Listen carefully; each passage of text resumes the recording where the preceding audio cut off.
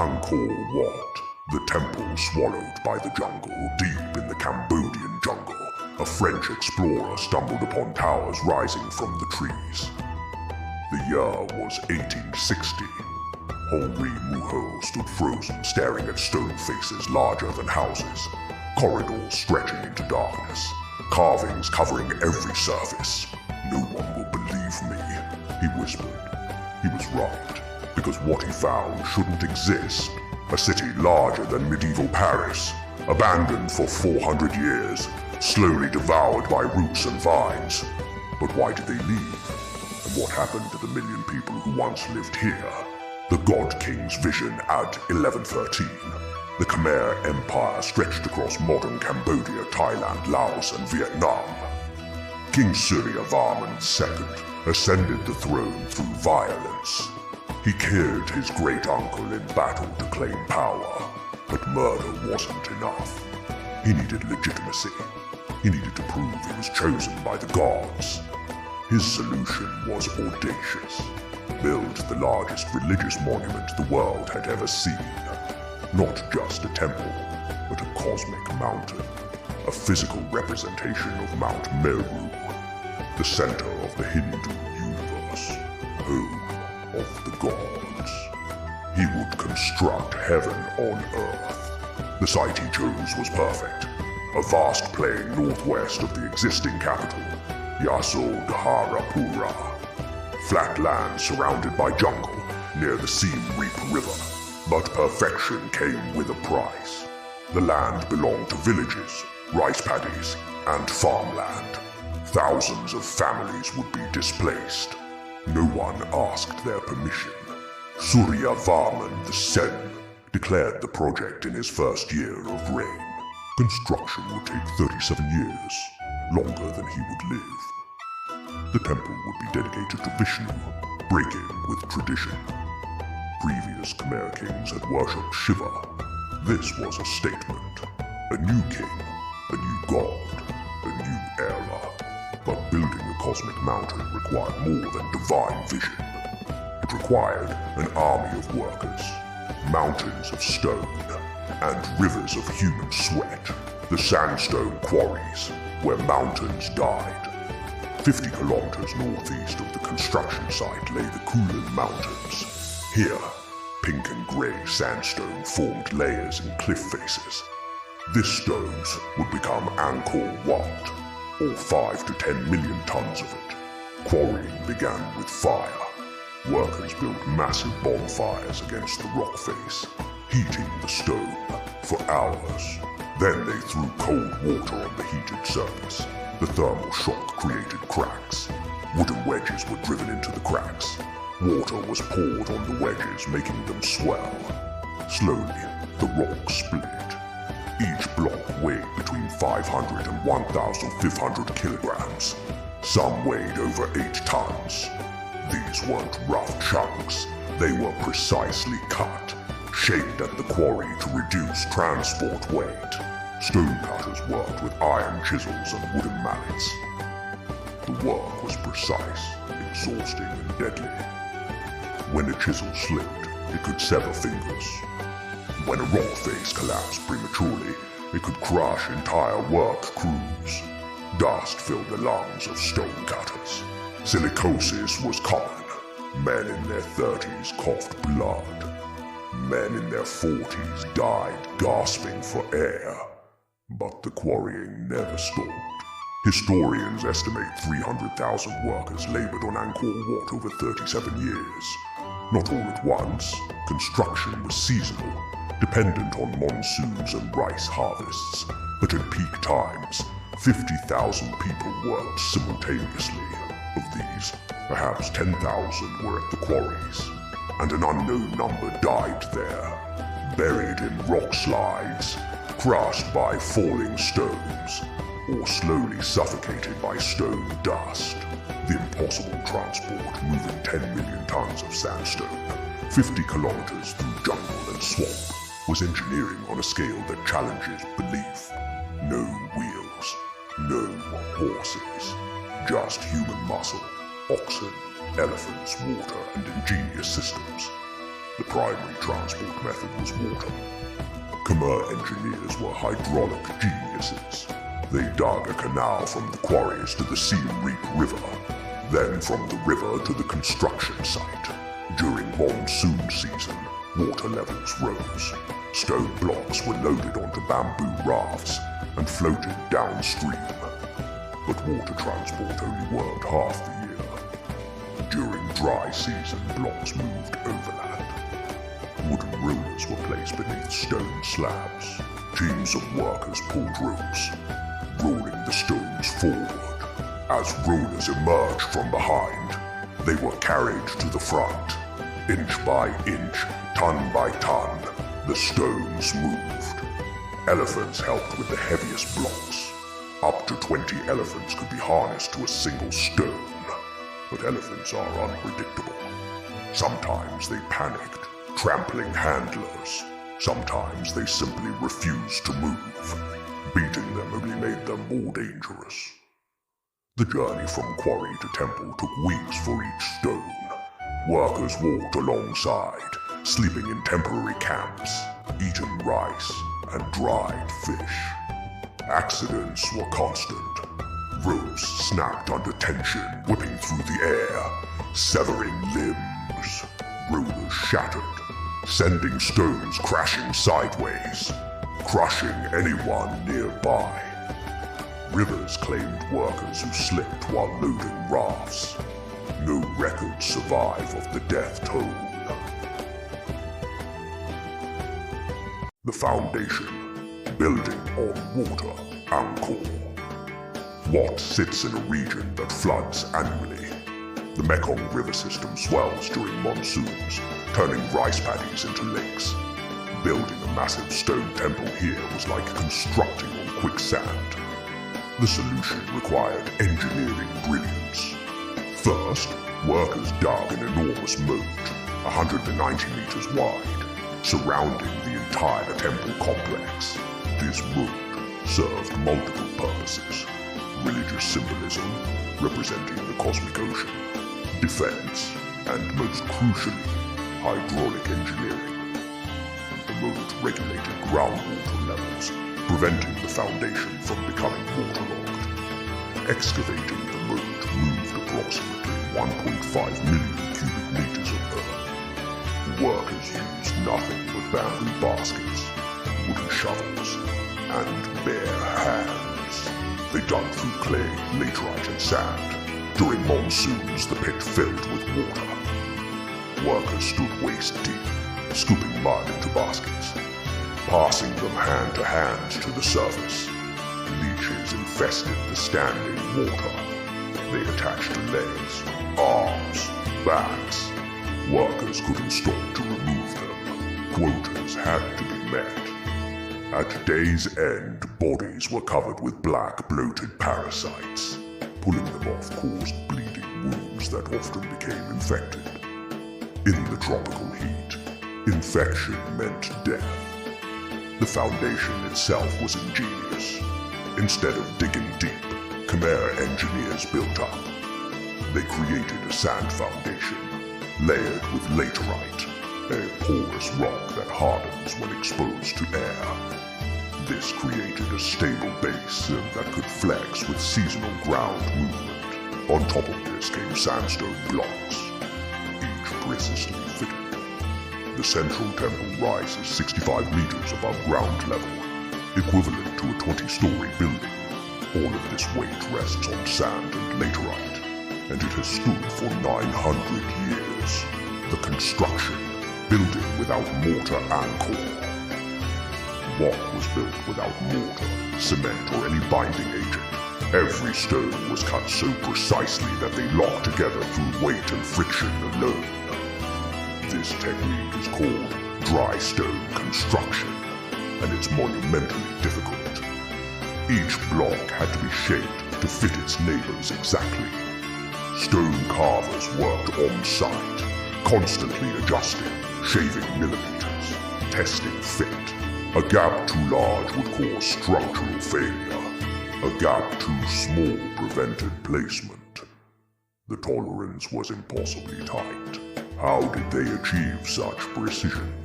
With copper tools, a brace of sand, and infinite patience, workers rubbed blocks together with sand between them, gradually grinding away imperfections. A single block might take weeks to fit perfectly, and there were hundreds of thousands of blocks.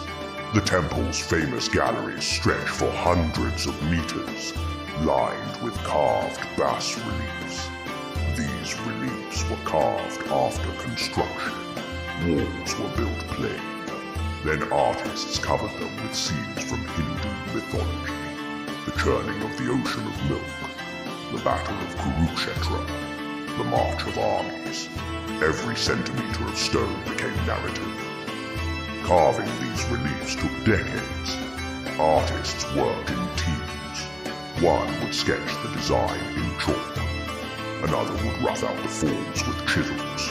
Another would add details. A final master would perfect the faces, hands, weapons.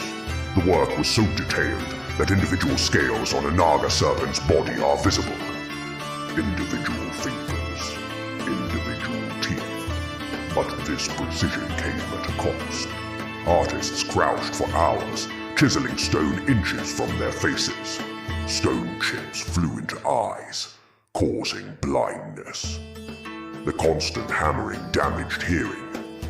Repetitive motion destroyed joints. Master carvers might work for 30 years, then spend their final years crippled and deaf. And still, the temple grew. The hydraulic empire. Angkor Wat was just one temple in a vast urban complex. Greater Angkor stretched across 1,000 square kilometers, larger than modern Los Angeles. At its peak, perhaps 750,000 to 1 million people lived in the metropolitan area. What made this possible was water.